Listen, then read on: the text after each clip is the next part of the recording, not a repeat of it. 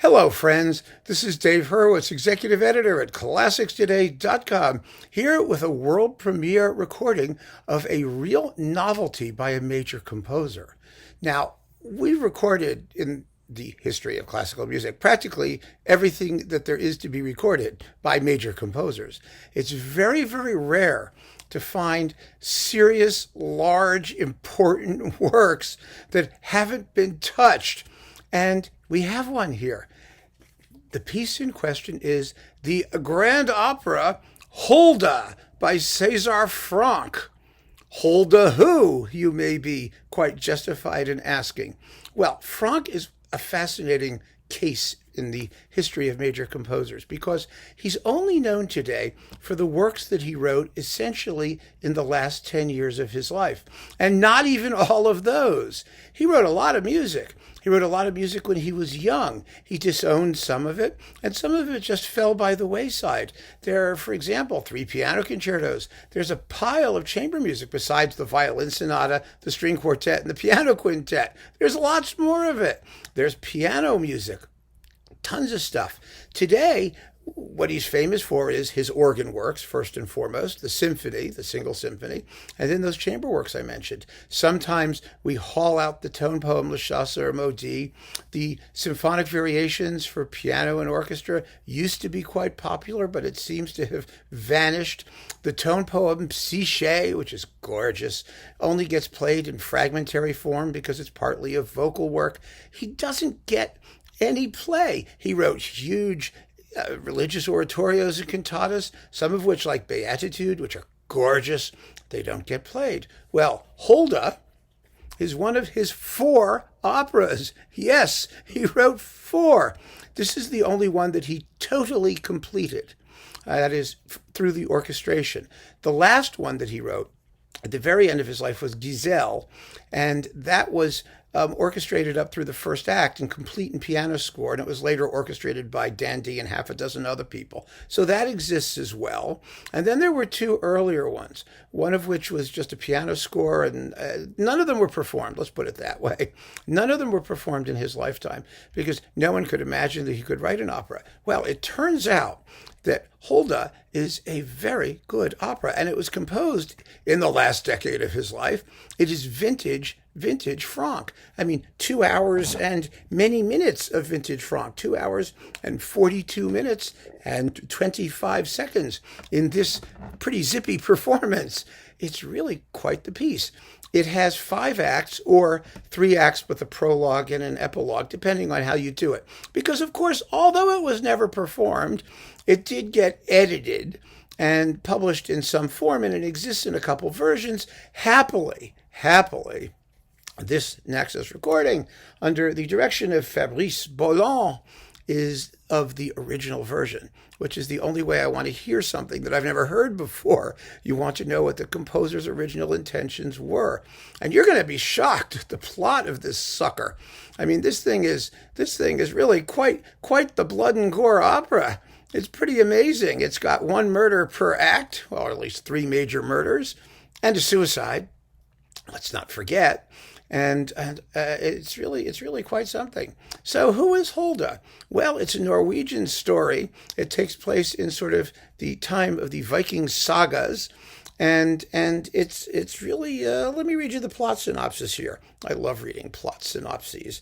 Okay, Act 1. You ready? Here we go.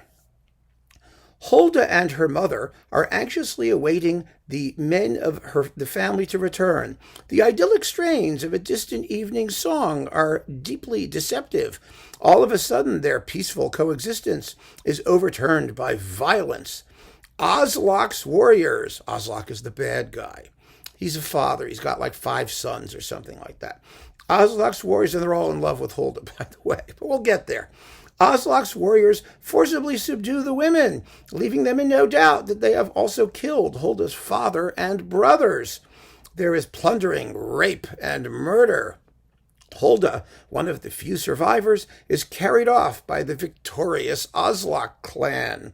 She swears unending revenge. That's just the prologue.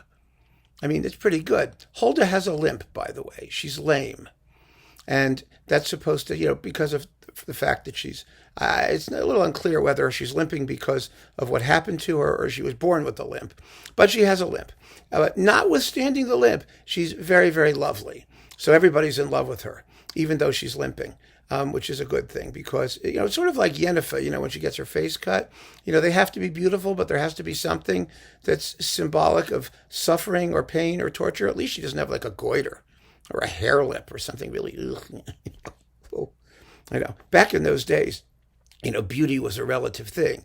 You were considered beautiful if you had teeth. So, the limp is nothing. Anyway, Act 2. Several years later, Hulda is still in the power of the Oslaks and is to be forced to marry Oslak's eldest son, Goodlike. Goodlike. Thordis, Oslak's foster daughter, I don't know where she came from, is to marry Gunnard on the same day. Before the ceremony takes place, Swanhilda presents valuable gifts. Swanhilda will feature prominently later. But today, Goodlike's 4 younger brothers are left empty-handed. While preparations are underway for the double wedding, the brothers get into a fight with the eldest over whether Hulda is really a good choice, because she has a limp. The mother, Gudrun, has to forcefully intervene. The boundless pain and sorrow of the past have seared themselves into Hulda's soul. Her only ray of light is Eyjolf, to whom she is attracted. When he appears at her wedding celebration uninvited, things happen in quick succession, as Hulda's longing gaze does not escape her bridegroom, Goodlike. The culmination of the festivities is marked by the traditional demonstration of martial skill, during which Goodlike and Eyjolf confront each other. The ritual trial of strength becomes a fight to the death that ends in Goodlike lying dead on the ground. So that's Act 2, or Act 1 if there's a prologue. Act 2. So there you go. I mean, this is a lot of action and stuff, isn't there? This is not, the Franck of the 3 chorales for organ, is it? And that's probably why the piece is just ignored. It's terrible. Okay, Act 3. Oslak and Gudrun are furious at the new liaison between Hulda and Eyjolf, knowing their son's violent death. Oslak will not, under any circumstances, put up with Hulda trampling Goodlike's memory underfoot. At this very moment, Hulda is waiting for her new lover. Yeah, love scene. She feels she has already achieved a substantial part of her revenge through Eyjolf, but she still needs him. There's a lot more to her plans.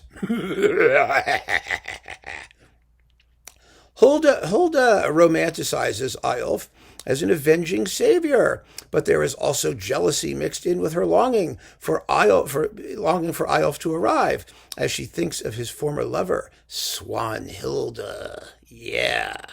Eyjolf's arrival immediately makes her forget her doubts, and in a state of intoxication. Of course, they reaffirm their feelings for each other and decide to run away together. Now, this is it's a nice Wagnerian love duet, but it's in French. In French, it's always so much better when it's in French. You don't have to know French. You get the words. It's extase and ivresse, which means intoxication. I mean, they're singing in French, so it's extase and ivresse. Oh, boy. Let's play a little of it, shall we? I want you to hear a couple minutes. This is really, really beautiful, beautiful stuff.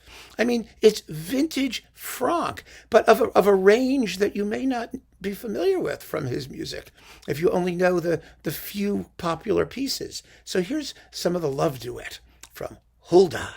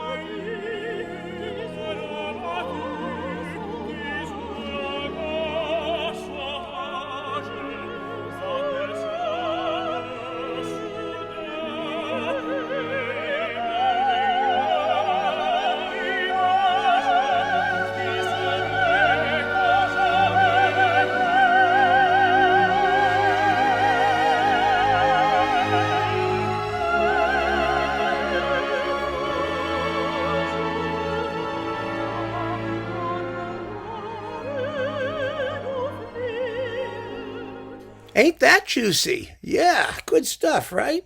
So meanwhile, they want to run away together. However, when Eyolf has left, Arnie, is that his name? Yes, Arnie, one of Goodlike's brothers, besieges Hulda with declarations of love.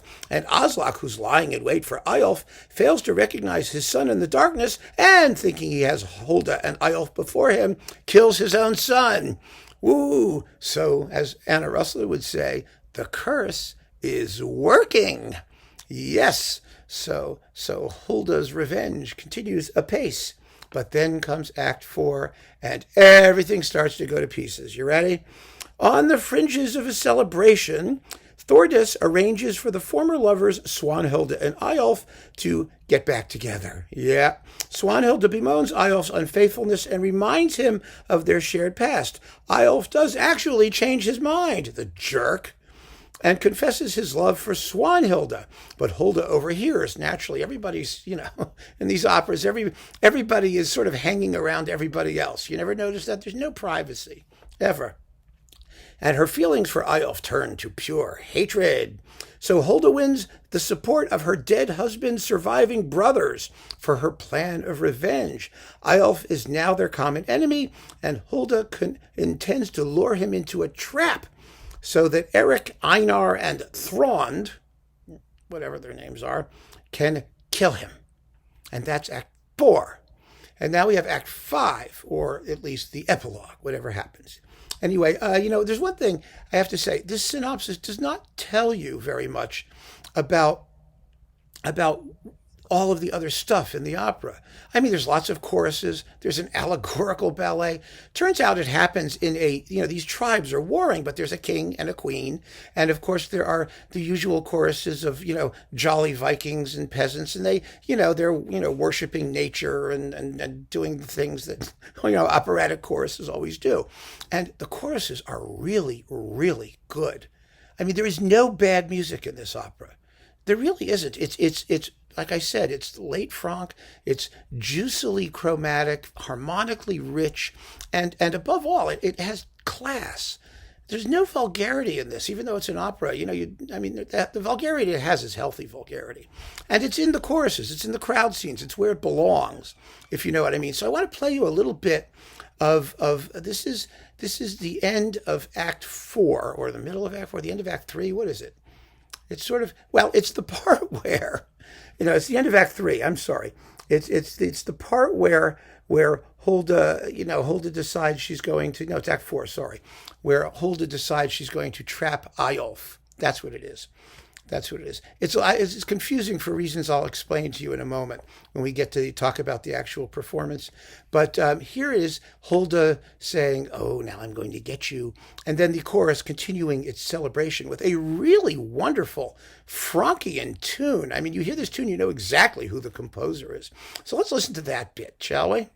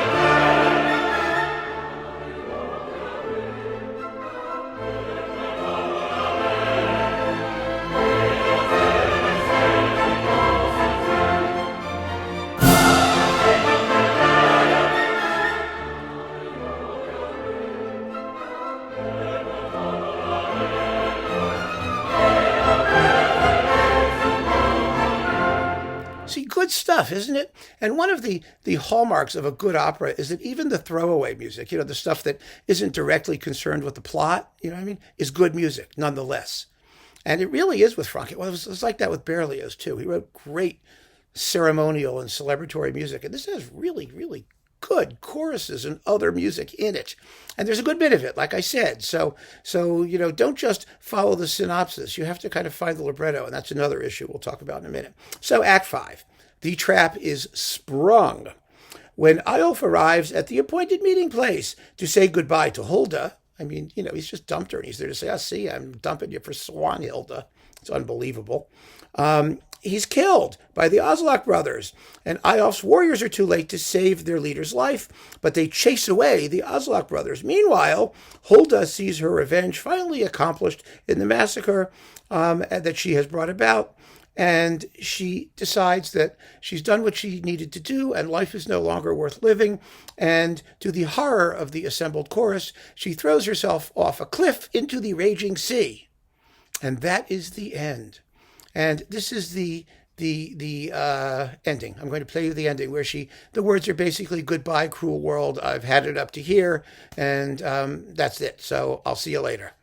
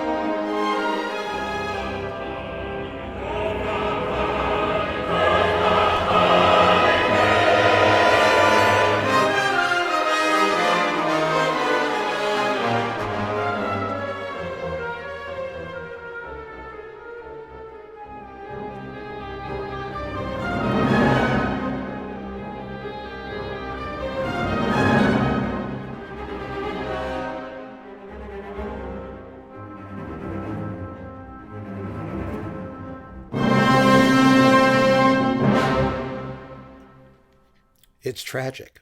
It's tragic. And it's fascinating. It's really fascinating. Of course, in this woke age, the ending would be completely different. Absolutely different. Hulda would not have to kill herself. She would simply forswear men and settle down to a life of lesbian domesticity with Swanhilda, and they would move to Massachusetts and open a bookstore. But this being 1885, she has to throw herself off a cliff into the raging sea. But it is an absolutely gorgeous opera, and this is a very fine performance of it. I have to confess, let's talk about the cast. Megan Miller as Hulda does not have the most lovely voice, and it's a major role, make no mistake. It's a lot of work. There's a lot of singing for Hulda and a lot of emotional distress that she has to go through, a lot of acting too. And I can't say that Megan Miller does it with the kind of power and vocal beauty that I think we would look for. But she gets through it, and it's yeoman's work, and I'm not complaining. Meanwhile, let's see, as Eyolf, Joshua Cole is very good. And as Swanhilda, Irina Yeun Park is very, very good. And all of the other characters, Oslak is Yim Suk Lee, and we have the Freiburg Philharmonic Orchestra, like I said, under Fabrice Bollon with a very good chorus, the opera and extra corps. There's an extra corps of the Freiburg Theater. Very, very good performance. It's Naxos, as I said. Really, really fine for a first effort like this. Bollon's a really good conductor, and he leads a very dramatic account of the score, which is very well recorded. It sounds quite powerful. And so I listened to it a couple times. I played it in the car back and forth to Connecticut this weekend again, just to make sure. It's really, really good music. I hope you heard some of that, and a lovely work. I would love to see it staged. Now, it's a little bit complicated as to exactly what's going on because there is no libretto. There is one on the Naxos website, but it's in German. It must be the libretto that was associated with the actual performances in Freiburg. And that libretto is complicated by the fact that there are two versions of the libretto, and it switches, tells you what they are, and it doesn't matter. There's also, in this thing, at the end of Act 3, there's an allegorical ballet, because this is a French opera, so there must be a ballet. And in the allegorical ballet, with chorus, it's here placed at the end of Act 3. But in the libretto, which makes a heck of a lot more sense, I think, the ballet and all that celebratory stuff is the beginning of Act 4. And I actually kind of like it better there. I mean, it doesn't matter because you're going to listen to it continuously. And, everything's in the right order. It's just where they tell you it is. Because you wonder, Hulda has just plotted to murder Eyolf. And then there's an allegorical ballet, and the king comes on, and they all dance. No, that's not what happens. Act 4 begins with this royal celebration, and there's this whole sort of divertissement thing. And I think it has a little bit more dramatic irony if you end with the Oath of Vengeance in Act 3 and then start. I'm just talking about how it might be staged. Yeah, who cares? It's all beautiful music, really beautiful music. And this is a very, very fine premiere recording that will really give you a good sense of what the opera is. I don't know if there will ever be another. I really don't, because, opera being what it is, it's a big, ambitious, expansive, pricey to stage kind of piece. And I think we're very, very lucky to have such a fine performance in this, the world premiere recording of a very, very major work, a deep work, a tragic work, one that really, it's all about the pointlessness of violence and this poor suffering woman. And I mean, it's very, very moving and very sincere. There's nothing artificial about any of it, no posturing. And Franck really does rise to the passion of the story. I was very, very impressed. And you will be too. So Hulda on Naxos with Fabrice Bollon. Give it a shot. You won't be sorry. And keep on listening, folks. Thanks for joining me. Take care.